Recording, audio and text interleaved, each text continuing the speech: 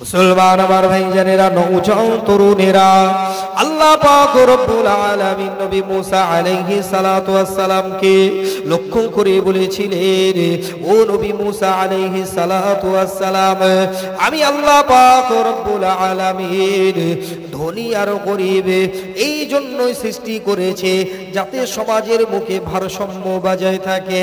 নবী মুসা আলাইহিস সালাতু ওয়াস সালাম আল্লাহকে প্রশ্ন করে বলেছিলেন, ও রব্বুল আলামিন আল্লাহ, আপনি সুস্থতা দিয়েছেন, আবার কেন মানুষকে অসুস্থ করে দেন?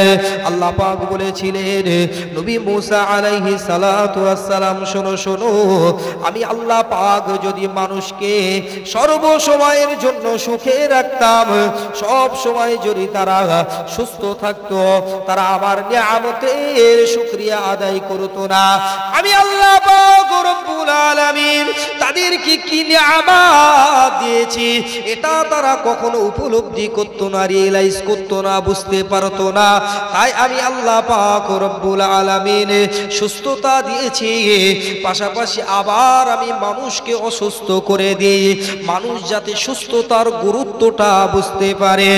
এ নওজোয়ান তরুণেরা, বাবাজিরা, এ আম্মাজান বোনেরা, কান খুলে শুনে নিন, সুস্থতা হলো আল্লাহ পাকের সবচেয়ে বড় নিয়ামত। আমরা সব সময় বলি রিজিক রিজিক রিজিক, রুজি রুজি রুজি। রুজিটা কি? আমরা মনে করি রিজিক মানে হলো টাকা পয়সা, ধন সম্পদ। না বাবাজি, রিজিক মানে ধন সম্পদ, টাকা পয়সা নয়। আল্লাহ রাসূল সাল্লাল্লাহু আলাইহি ওয়াসাল্লাম বলে যে রিজিক হলো টাকা পয়সা, হলো রিজিকের সর্বনিম্ন স্তর, আর রিজিকের সর্বোচ্চ স্তর হলো শারীরিক সুস্থতা। বলুন সুবহানাল্লাহ। এ নওজোয়ান তরুণেরা, এ বাপেরা, আম্মারা, শুনে নেন, জেনে নেন, যদি আল্লাহ পাক আপনাকে একটা অসুস্থতা দিয়ে দেয়, সামান্য মাথার যন্ত্রণা, পেটের যন্ত্রণা, আর আপনার সম্মুখে যদি হালুয়া, পোলাও, বিরিয়ানি, কোপ্তা, কাবাব, আপনার কিনা এইভাবে বার্গার, মোমো রেখে দেওয়া হয়, আপনার কিনা মুখরোচক খাদ্য আপনার সম্মুখে রেখে দেওয়া হয়, আপনার এই শারীরিক সামান্য ব্যথার কারণে ওই খাবারটা আপনার কাছে বিষ মনে হবে। কথা ঠিক না ভুল? নওজোয়ান তরুণেরা, যুবকেরা, কান খুলে শুনে রেখে দাও। ইমাম গাজ্জালী রহমাতুল্লাহ আলাইহি ওনার কিতাবের মধ্যে লিখেছেন, এক ব্যক্তি বড় অসহায়, গরীব, আল্লাহর কাছে মসজিদে নামাজ পড়ে দুটো হাত তুলে দোয়া চায়, ও রব্বুল আলামিন আল্লাহ, দুনিয়ার জমিনে আমি বড় গরীব, অসহায়, আল্লাহ দুটো জুতা কিনবো, এই পয়সাটুকু আমার কাছে নেই।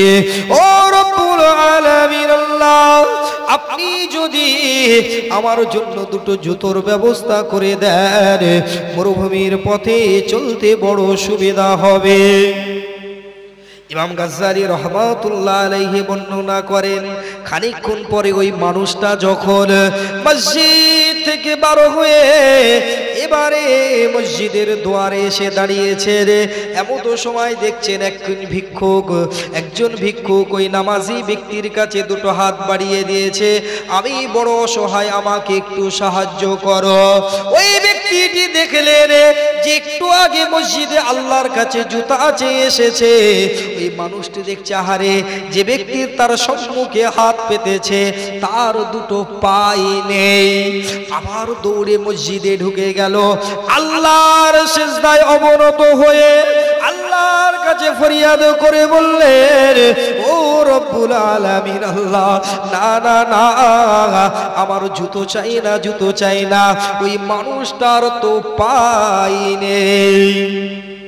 একটা ঘটনা মনে পড়ে যায়, একটা 11 বৎসরের ক্যান্সারের একটা বাচ্চাকে ডাক্তার বাবু সাহস দেওয়ার জন্য, তার মনোবল বৃদ্ধি করার জন্য ওই বাচ্চাটিকে বললেন, বাবা তুমি বড় হয়ে কি হতে চাও, কি হতে চাও? ওই বাচ্চাটি এমন একটা জবাব দিয়েছিল যেটা শুনলে প্রতিটি মানুষের চোখের কোণটা অশ্রুতে ভিজে যাবে। ওই বাচ্চাটি বলেছিল, ডাক্তার বাবু বড় হয়ে কি হতে চাই সেটা পরের প্রশ্ন, আল্লাহ পাক আমাকে যে রোগ দিয়েছে আমার জীবনে একটাই স্বপ্ন, আমি বড় হওয়া পর্যন্ত বাঁচতে চাই। ভাইজান আমার বন্ধুরা, এই নওজোয়ান তরুণেরা, আল্লাহ পাক হয়তো আপনাকে একটু গরিব করেছেন, অভাবী করেছেন, না না না না না, আল্লাহর সিদ্ধান্তে কোনো ভুল হয় না। নিশ্চয়ই আল্লাহ পাকের এই সিদ্ধান্তের মধ্যে ভালো কিছু আছে। একজন যুবক, শিক্ষিত বেকার যুবক, কোনো চাকরি বাকরি না পেয়ে একটা কোম্পানিতে ইন্টারভিউ দিতে গিয়েছে। কি কাজে? দারোয়ান, গার্ড, সিকিউরিটি গার্ডের পরীক্ষা দিতে গিয়েছে। কোনো চাকরি নেই, অসহায় বেকার। তো চাকরি দিতে যাওয়ার পরে তার ইন্টারভিউ নেওয়া হলো। শিক্ষিত ছেলে, ইন্টারভিউতে পাশ করে গেল। তা বলছে আপনার ব্যাংকের অ্যাকাউন্ট নাম্বারটা বলুন, আমাদের কোম্পানির নিয়ম আছে মাসের শেষে আপনার স্যালারি, আপনার বেতন আপনার অ্যাকাউন্টে আমরা পৌঁছে দেব। তো ছেলেটি বলছে, স্যার আমি তো গরিব মানুষ, আমার ব্যাংকে কোনো অ্যাকাউন্ট নেই। তা বলছে, দেখো আমরা তো হ্যান্ড ক্যাশ কাউকে দিই না, তা সুতরাং চাকরিটা তোমাকে দিতে পারছে না, কেননা তোমার ব্যাংকের কোনো অ্যাকাউন্ট নেই। তো ছেলেটি মন মারা হয়ে, ব্যর্থ ভগ্ন হৃদয়ে অফিস থেকে বার হয়ে তার পকেটে 200 টাকা ছিল। তো দেখছে একজন অসহায় গরিব মানুষ, বাপের বয়সী চাচা, সে বসে বসে টমেটো বিক্রি করছে। তো ভাবছে আমি তো গরিব অসহায়, আমি তো বেকার, তো যাই এই চাচার কাছ থেকে সব টমেটোগুলো কিনে নেই। আমার কাছে 200 টাকা আছে, 200 টাকার সব টমেটোগুলো কিনে নেই, অন্তত বেচারা তো বাঁচুক। তো 200 টাকা দিয়ে টমেটোগুলো খরিদ করে নিলেন। তো বাড়ি এসে কি মনে হলো, টমেটোগুলো খুব সুন্দর করে মুছে প্যাকেট করে, ধরুন 200 টাকা কিনেছে, সাপোজ 20 টাকা কেজি বা 10 টাকা কেজি, 20 কেজি টমেটো কিনেছে। বাড়ি এসে 1 কেজি করে প্যাকেট করেছে, করে বাড়ি বাড়ি গিয়ে ফেরি করছে যে টমেটো আছে, টমেটো নেবেন, আমাদের কাছে সবজি আইলা আসে না জি। এখন তো আমাদের বাজারে যেতে হয় না, বাজারে শুধু আড্ডা মারার জন্য যাই, বাজারে একটু তাস খেলার জন্য, একটু আড্ডা মারার জন্য, একটু রাজনীতির গল্প করার জন্য একটু গেলাম, আর সবজি মবজি মোটামুটি বাড়ি চলে আসে। কি ঠিক কি জি? হ্যাঁ, একদম বাস্তব, সেটা স্বীকার করেন চাই না করেন। তো ও বাড়ি বাড়ি গিয়ে দিচ্ছে, বাড়ি যখন আসে তখন দামটা একটু বেশি হয়, ও আপনাকে পৌঁছে দিচ্ছে ঘরে। তো এইভাবে দেখা গেল যে 20 টাকার বা 10 টাকার মাল ও 15 টাকা করে কেজিতে বিক্রি করছে। মানুষও ভাবছে ঠিক আছে, ও বাড়ি এসে যখন দিচ্ছে 5 টাকা লাভ করতেই পারে। ও দেখছে বাহ, ব্যবসাটা তো বেশ ভালো, প্রথম দিন 100 টাকা লাভ হলো, এরপরে সে আবার আরো টমেটো কিনলো। এইভাবে দেখা গেল যে আস্তে আস্তে ছোটখাটো একটা ব্যবসায়ী হয়ে গেল। একটা ওই যে ভ্যান হয় না, রিক্সা ভ্যান, ওই ভ্যান কিনলো, ওতে করে ব্যবসা শুরু করলো। তারপরে ধরুন একটা ওই সিঙ্গাড়া গাড়ি, টেম্পু, ওই গাড়ি একটা কিনলো। তারপরে একটা 407, এইভাবে একটা বড় গাড়ি কিনে এবারে সে চাষিদের সাথে ডাইরেক্ট ডিল করে মোটামুটি কিছু কর্মচারী রেখে একটা সময় বড় বিজনেসম্যান হয়ে গেছে। তো হঠাৎ একদিন একটা অফিস থেকে ফোন আসলো, স্যার আপনি তো বড় বিজনেসম্যান, তো দেখেন আপনার এই ব্যবসার ওই কি বলে ইন্স্যুরেন্স হয় না, এটা করে রাখেন। বললে করলে কি হবে? বললে আপনার যদি কোনো বিপদ আপদ হয় তাহলে আমরা সেটা সামলে দেব, আপনাকে ক্ষতিপূরণ দিয়ে দেবো। তা বলছে আপনাদের অফিসের ঠিকানাটা বলুন। অফিসের ঠিকানাটা বললো। এ লোক 4 চাকা নিয়ে এবার যাচ্ছে, যে অফিসের সামনে দাঁড়ালো, সে তখন মনে পড়লো যে আজ থেকে 4 বছর আগে আমি এই অফিসে সিকিউরিটি গার্ডের চাকরির জন্য এসেছিলাম। তো মনটা গর্ব হচ্ছে, আরে এখন সেই অফিসে আমাকে ডাক করিয়েছে, আমার সাথে ডিল করবে। 4 চাকা থেকে নামলো। নামার পরে তার সবকিছু সই সাবুত ফর্ম ফিল আপ করা হলো, তার ক্রাইটেরিয়া সবকিছু বলে দেওয়া হলো। বলছে স্যার এবার আপনার ব্যাংকের অ্যাকাউন্ট নম্বরটা বলুন। কিছু বুঝতে পারছেন ঘটনা কোথায় শুরু হয়েছিল? কি ভাই বুঝতে পারছেন? বলছে ব্যাংকের অ্যাকাউন্ট নাম্বার বলুন। তো বলছে আমার ব্যাংকের অ্যাকাউন্ট নেই, অ্যাকাউন্ট নম্বর নেই। বলেন কি, এত বড় একটা বিজনেসম্যান, আপনার কোনো ব্যাংকের অ্যাকাউন্ট নেই? বলছে না। বলে কেন? বলে আজকে যদি ব্যাংকের অ্যাকাউন্ট থাকতো আমি বড় বিজনেসম্যান হয়ে আপনার সম্মুখে চেয়ারে বসে কথা বলতাম না, আপনার অফিসের দারোয়ান হতাম। ঠিক কিনা? গল্পটা মিলাতে পেরেছেন? কিছু রিলেট করতে পারছেন? আল্লাহ পাক রব্বুল আলামিন আমার আপনার জন্য যে সিদ্ধান্ত নেন, যদি আমি গরিব হই মনে করতে হবে এর মধ্যেই কিছু ভালাই লুকিয়ে আছে। আল্লাহ পাকের সিদ্ধান্ত শিরোধার্য। তো নবী মুসা আলাইহিস সালাতু ওয়াস সালামকে আল্লাহ বললেন যে ধনী আর গরিব আমি আল্লাহ সৃষ্টি করেছি সমাজের ভারসাম্য রক্ষা করার জন্য। তবে আজ যে গরিব কাল সে বড়লোক হতে পারে, আজ যে বড়লোক কাল সে গরিব হতে পারে। ঠিক কিনা? জি, আজ যে ধনী কাল গরিব হতে পারে, ফকির হয়ে যেতে পারে। আর আজকে যে ফকির আছে সে কালকে বড়লোক হয়ে যেতে পারে। এটাই তো আল্লাহর খেলা। তো যাই হোক, সম্মানিত হাজিরিন, আল্লাহ পাক সমাজের ভারসাম্য বজায় রাখার জন্য এগুলো সৃষ্টি করেছেন। তো আমি যেটা বলছিলাম যে আল্লাহ আমাদের কেন সৃষ্টি করেছেন, এই প্রশ্নটা আমি আপনাদেরকে ছুড়ে দিয়েছিলাম। হোয়াই ডিড আল্লাহ ক্রিয়েট আস? নবী মুসা আলাইহিস সালামের ভাবনাটা আমি আপনাদেরকে বললাম। মুসলমান আমার ভাইজানেরা, নওজোয়ান তরুণেরা, সোনার চাঁদ মানিকেরা, না না না, আল্লাহ পাক রব্বুল আলামিন দুনিয়ার জমিনে কোনো কিছুই অনর্থক সৃষ্টি করেননি। আল্লাহর কোরআন জানিয়ে দিচ্ছে 23 নম্বর পারা 13 নম্বর পৃষ্ঠা, সূরার নাম সূরা সাদের 27 নম্বর আয়াতে আল্লাহ বলছেন, ওমা খলাকনাস সামাআ ওয়াল আরদা ওমা বাইনাহুমা বাতিলা যালিকা যান্নুল লাযিনা কাফারু ফাওয়াইলুল লিল্লাযিনা কাফারু মিনান নার। এই জগৎবাসী শুনে রেখে দাও, আমি আল্লাহ পাক রব্বুল আলামিন দুনিয়ার জমিনে কোনো কিছুই অনর্থক সৃষ্টি করিনি। আমি আল্লাহ পাক রব্বুল আলামিন দুনিয়ার জমিনে কিছুই অনর্থক সৃষ্টি করিনি। এই ভাবনাটা তো কাফেরদের ভাবনা। যারা বলে আল্লাহ অনর্থক সৃষ্টি করেছে তাদের জন্য রয়েছে জাহান্নামের দুর্ভোগ। আমার প্রশ্ন হলো আপনাদের কাছে যে আল্লাহ পাক মানুষ কেন সৃষ্টি করলেন? যে আল্লাহ নিজেই বললেন আমি কোনো কিছুই অনর্থক সৃষ্টি করিনি। দ্বিতীয় প্রশ্নের উত্তরটা আমি আপনাদের দিয়ে দিই। আল্লাহ দুনিয়ার জমিনে যা কিছু আছে কেন সৃষ্টি করলেন? আপনি 1 নম্বর পারার 4 নম্বর পৃষ্ঠা, সূরার নাম সূরা বাকারার 29 নম্বর আয়াত আপনি খুলে দেখুন। আল্লাহ পাক দ্ব্যর্থহীন ভাষায় জানিয়ে দিলেন, হুয়াল্লাযী খলাকালাকুম মা ফিল আরদি জামিআ। আমি আল্লাহ পাক রব্বুল আলামিন আসমান জমিনের মাঝে যা কিছু আছে সব কিছু আমি আমার বান্দার কল্যাণে, মানব কল্যাণে সৃষ্টি করেছি। বলুন সুবহানাল্লাহ। আরো জোরে বলুন সুবহানাল্লাহ। একবার দুরূদ শরীফ পড়েন, আল্লাহুম্মা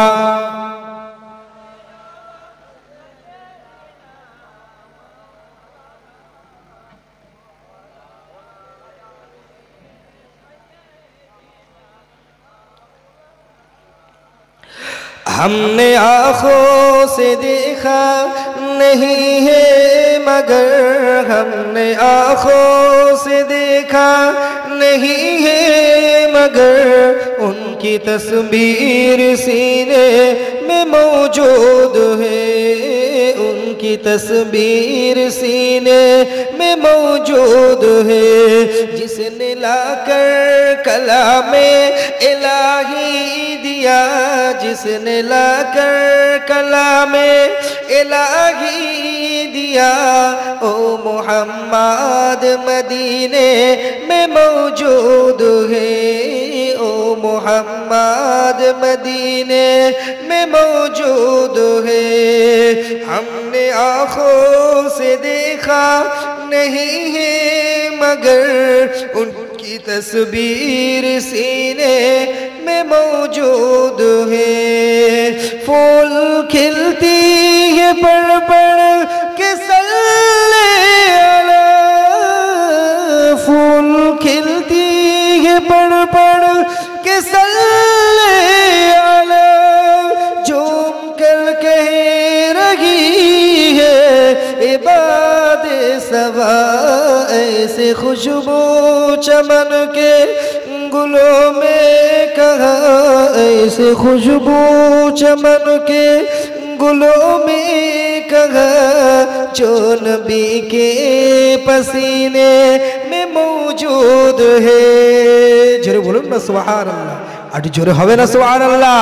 नारे तकबीर, नारे तकबीर, नारे तकबीर।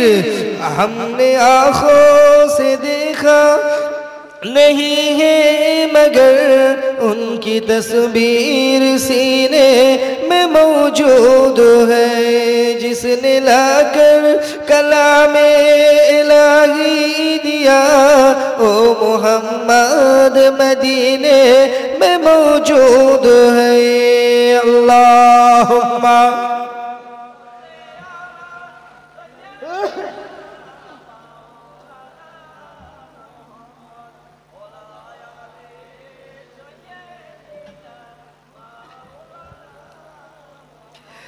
हमने माना कि जन्नत बहुत ही हसी, हमने माना कि जन्नत बहुत ही हसी। छोड़कर हम मदीना न जाए कहीं, यूं तो जन्नत में सब है मदीना नहीं, यूं तो जन्नत में सब है मदीना नहीं। और जन्नत मदीने में मौजूद है, और जन्नत मदीने में मौजूद है। हमने आँखों से देखा नहीं है मगर उनकी तस्वीर सीने में मौजूद है।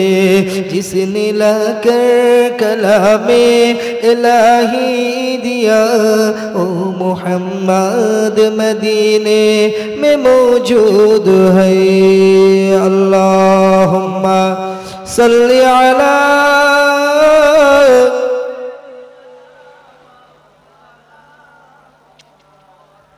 व अला आलि सय्यिदिना।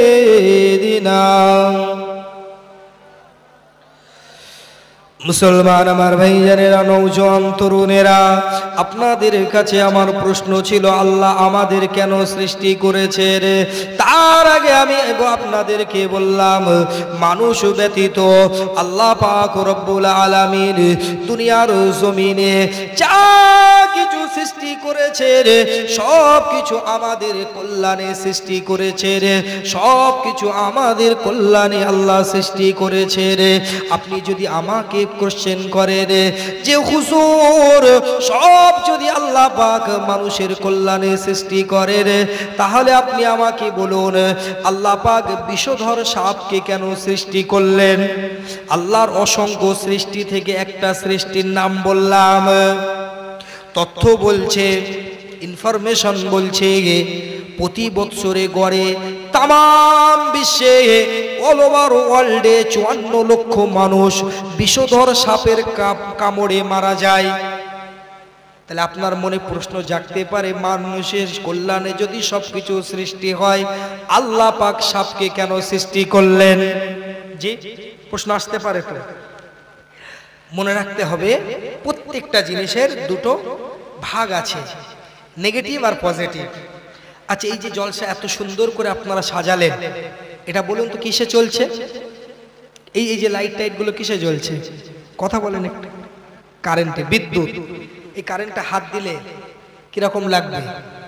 জি আর এই ভেজালের দুনিয়ায় তো একটাই তো খাঁটি জিনিস আছে, নাম বলতে পারছেন না? একবার হাত দিয়ে দেখেন, বিশ্বাস না হলে একদম এক্ষুনি ঝটকা মারবে। তাহলে কারণে অনেক মানুষ মারা যায়। হ্যাঁ ওই তো আমি ওখানে সেই বক্তব্য রেখেছিলাম, ওই একটা ছেলে মারা গেল না, যুবক ছেলে। তাহলে কারেন্ট ভালো না খারাপ?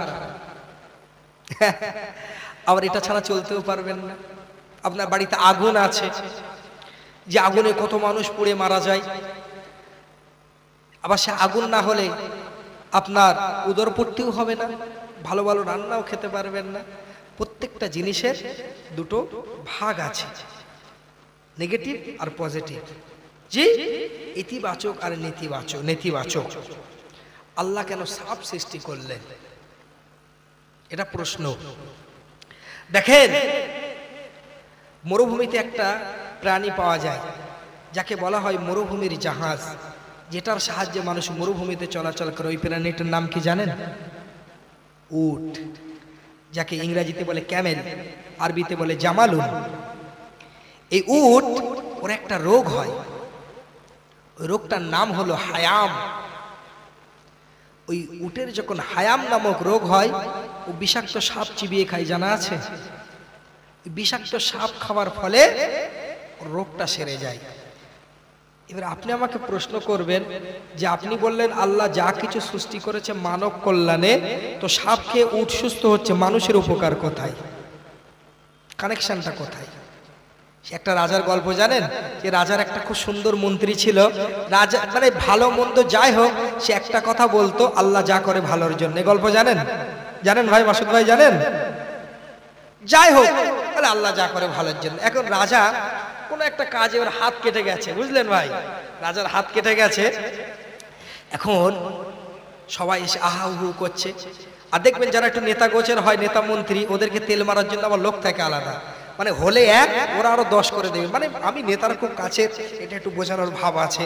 তো এখন রাজার হাত কেটে গেছে, সবাই এসে একটু মানে দুঃখ প্রকাশ করছে। মন্ত্রী এসে বলছে, রাজা মশাই আল্লাহ যা করে ভালোর জন্য। তবে রে বেটা, আমার এখানে আঙুল কেটে খুদ হয়ে গেল, আর তুমি বলছো আল্লাহ যা করে ভালোর জন্য। এই বেটাকে জেলে ভর। মন্ত্রী আমার সবসময় সাথে থাকে, আর এই বলছে আল্লাহ যা করে ভালোর জন্য, এই বেটাকে জেলে ভর। ওকে জেলে ভরা হলো। রাজামশাই একদিন শিকারে বার হলো। শিকারে বার হওয়ার পরে এবারে ওই বনে একটা জাতি থাকতো, বন্য জাতি, যারা প্রত্যেক বছর একটা করে মানুষ তাদের দেবতার সম্মুখে বলি দিত। এই ঘটনা আপনারা জানেন, আমি কেন বলছি আমি ক্লিয়ার করে দিচ্ছি। তো একটা করে মানুষ তারা বলি দিত। তো হঠাৎ রাজামশাইকে পেয়ে গেছে খুব সুন্দর সুশ্রী। এখন রাজামশাইকে দেবতার সম্মুখে শুইয়ে জবেহ করতে যাবে, বলি দিতে যাবে। ইন দ্য মিন টাইম দেখা গেল রাজার হাতে একটা আঙুল নেই। তখন একজন বলল, আরে বলি তো হবে না। বলছে কেন? বলে এই ব্যক্তির তো একটা আঙুল নেই।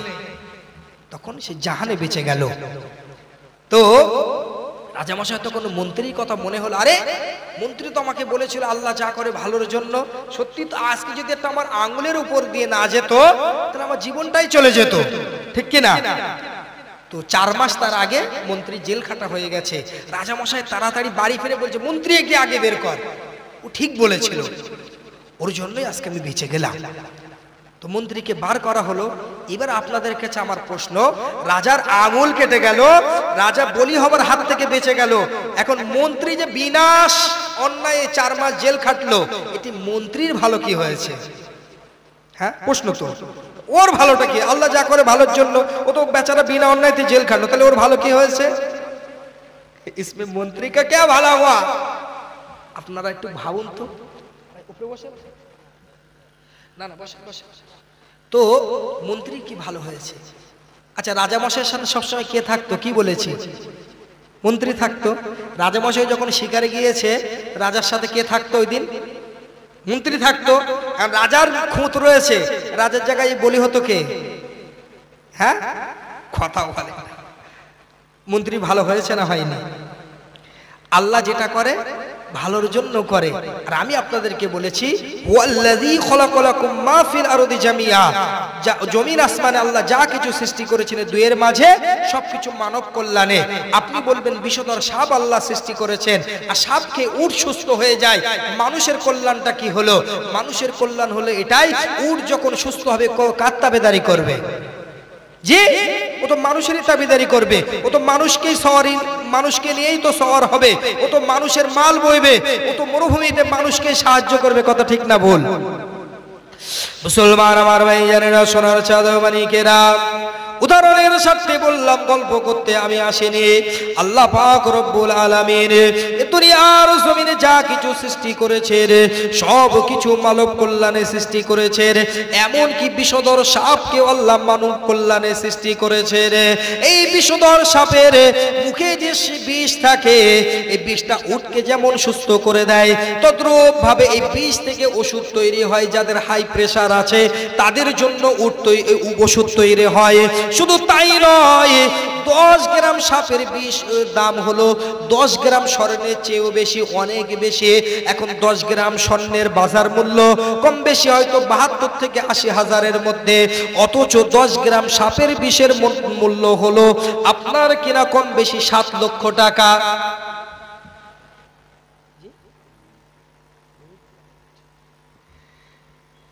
দরুদ শরীফ পড়েন, আল্লাহুম্মা সাল্লি আলা সাইয়্যিদিনা মাওলানা মুহাম্মদ ওয়া আলা আলি সাইয়্যিদিনা মাওলানা মুহাম্মদ।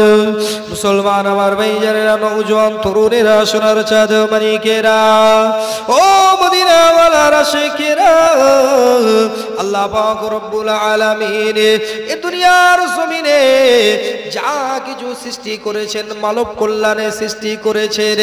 আপনার মনে প্রশ্ন জাগতে পারে, তবে আপনার এই প্রশ্ন, আপনি যদি আল্লাহর সৃষ্টি নিয়ে প্রশ্ন করেন এটা আল্লাহ অনর্থক সৃষ্টি করেছে, সেটা আপনার ভুল হবে।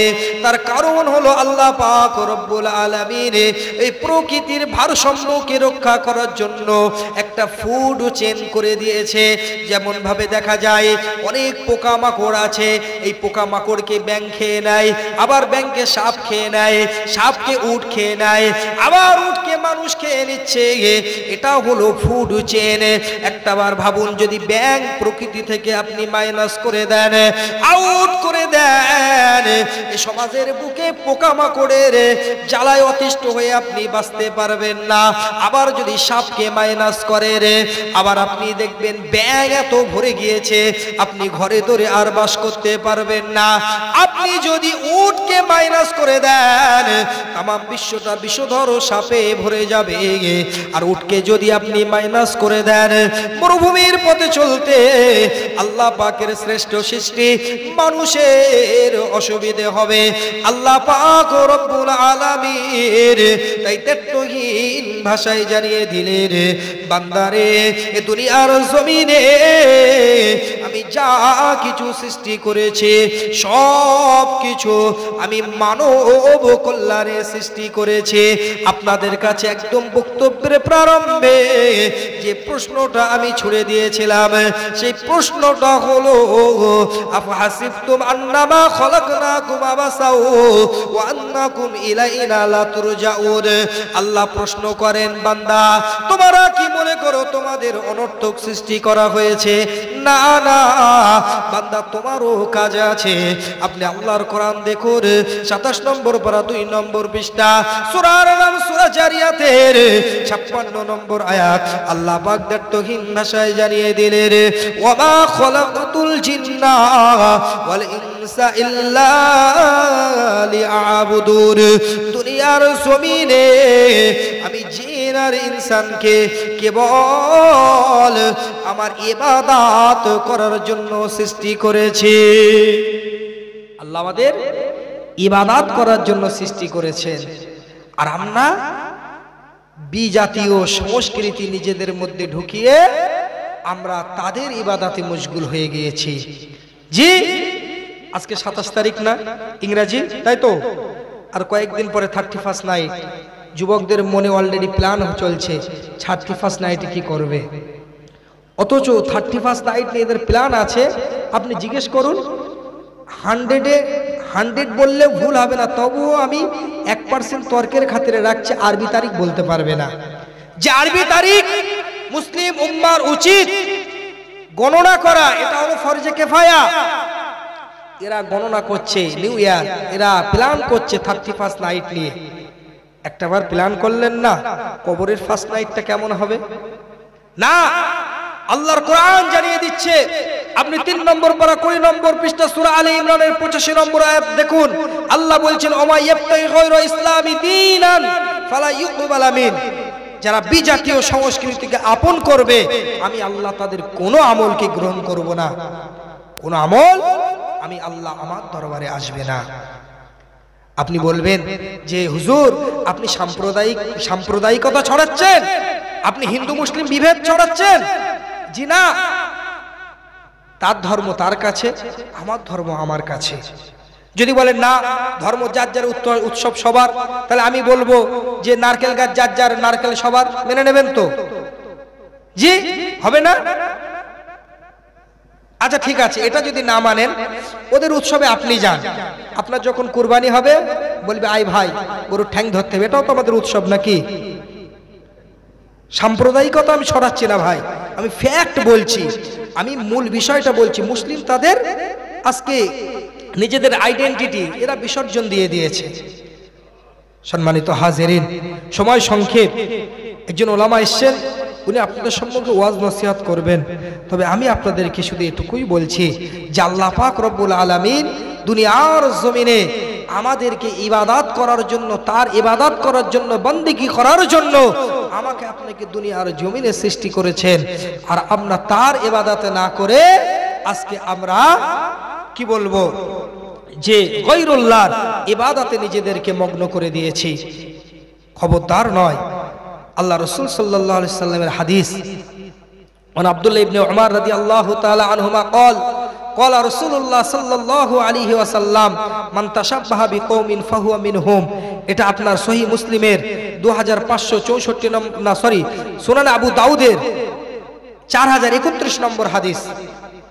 তিনি বলছেন আল্লাহ রাসূল যে ব্যক্তি যে জাতি অনুসরণ করবে কিয়ামতের দিন তার সাথে তার হাসর নাসর হবে।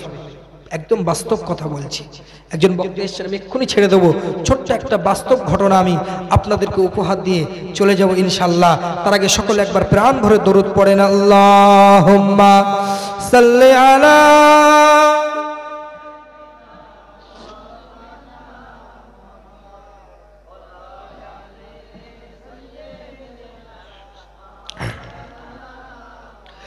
ओ शहरे मोहब्बत जहाँ मुस्तफा है वही घर बनाने को दिल चाहता है। ओ शहरे मोहब्बत जहाँ मुस्तफा है वही घर बनाने को दिल चाहता है। वो सोने से कंकर वो चांदी से माटी नजर में बसाने को दिल चाहता है। वो शहरे मोहब्बत जहाँ मुस्तफा है वही घर बनाने को दिल चाहता है। जो पूछा नबी ने कि कुछ घर पे छोड़ा तो सिद्दीक़ अकबर की होठों पे आया। वहाँ माल दौलत क्या है हकीकत, वहाँ माल दौलत क्या है जरूरत, जहाँ दिल लुटाने को दिल चाहता है, जहाँ दिल लुटाने को दिल चाहता है। जिहादी मोहब्बत की आवाज़ गूंजी कहाँ गनज़लाने ए दुल्हन सी अपनी इजाज़त अगर दो तो जामे शहादत, इजाज़त अगर दो तो जामे शहादत लबों से लगाने को दिल चाहता है वो शहरे मोहब्बत जहाँ मुस्तफा है वही घर बनाने को दिल चाहता है। अल्लाहुम्मा सल्ली अला सय्यिदिना व अला आलि सय्यिदिना। मुसलमान আমার ভাইজানেরা, নওজোয়ান তরুণেরা, না না না না, আমি আপনাদের আর বেশি সময় নষ্ট করব না। বাস্তব একটা ছোট্ট ঘটনা বলে আমি আমার বক্তব্যে ইতি টানব। ভাইজান আমার বন্ধুরা, বিখ্যাত আল্লাহর ওলি নাম হলো তার হযরতে ফাতাহ রহমাতুল্লাহ আলাইহি। এই ফাতাহ রহমাতুল্লাহ আলাইহি উনি ওনার কিতাবের মধ্যে একটি ঘটনার কথা উল্লেখ করে গিয়েছিলেন। তৎকালীন আরবের মক্কার বুকে একজন আলেম ছিলেন। সে আলেমের নাম হলো দাহার। সে আলেম ব্যক্তিটির নাম হলো দাহার। ওই আলেম ব্যক্তিটি আপনার কিনা আল্লাহর ডাকে সাড়া দিয়ে দুনিয়ার জমিন থেকে বিদায় নিয়ে অন্ধকার কবরে চলে গেল। তাকে আপনার কিনা মক্কার কবরস্থানে কবরস্থ করা হলো। তারও কিছুদিন পরে দেখা গেল আরবের মক্কার আরো একজন মানুষ মারা গেল। সেই মানুষটি মারা যাওয়ার পরে ওই তাহারের পাশে কবর খনন করতে গিয়ে দেখা গেল না না না না, তাহারের কবরে তাহারের লাশ নেই। ওই সময় মানুষেরা হয়রান হয়ে গেল। মানুষেরা খোঁজ করতে লাগলো লাশটা কার। ওই সময় মক্কায় হজ করতে এসেছিল ফ্রান্স থেকে এক ব্যক্তি চিনতে পারলো এই মহিলাটি হলো একজন খ্রিস্টান মহিলার লাশ। কিন্তু সে মক্কার জমিনে কেমন করে আসলো? পক্ষান্তরে ফ্রান্সে গিয়ে খোঁজ নিয়ে দেখা গেল মক্কার আলেমের লাশটা ফ্রান্সে চলে গেছে। ও ভাইজানেরা, নওজোয়ান তরুণেরা, ওই সময় ওই আলেমের স্ত্রীকে জিজ্ঞাসা করা হলো কেন কেন কেন আপনার স্বামী আলেম হওয়া সত্ত্বেও তার লাশটা ফ্রান্সে চলে গেল? ফ্রান্সের তরুণী খ্রিস্টানের লাশ মক্কার জমিনে চলে আসলো। মহিলাটি দায়িত্বহীন ভাষায় বলেছিলেন, আমার স্বামীর সব গুণ ভালো ছিল, তবে সে যখন কোনো স্বামী স্ত্রী মিলিত হয়ে শরীর টানাপাক হয়ে যেত, আমার স্বামী বলতো খ্রিস্টানদের একটা রীতি ভালো, তাদের নাফাকির সাথে গোসল করতে হয় না, আর আজকে আমাদের নাফাকির সাথে সাথে গোসল করে নিতে হয়। পক্ষান্তর ওই মেয়েটি, খ্রিস্টানদের মেয়েটি বলতো, আহারে মুসলিমদের নিয়মটা কত ভালো, মুসলিমদের নিয়মটা কত ভালো, তারা নাফাকির সাথে সাথে ফ্রেশ হয়ে নেয়, গোসল করে নেয়, তাদের মনে আর কোনো কিন্তু থাকে না। এই যে বিজাতীয় সংস্কৃতি পছন্দ করার কারণে আপনার আলেমের লাশ চলে গেল ইহুদির কবরস্থানে, আর ইহুদির লাশ মক্কার জমিনে চলে এলো। একবার জোরে বলুন সুবহানাল্লাহ, আরো জোরে বলুন সুবহানাল্লাহ। দরুদ শরীফ আল্লাহুম্মা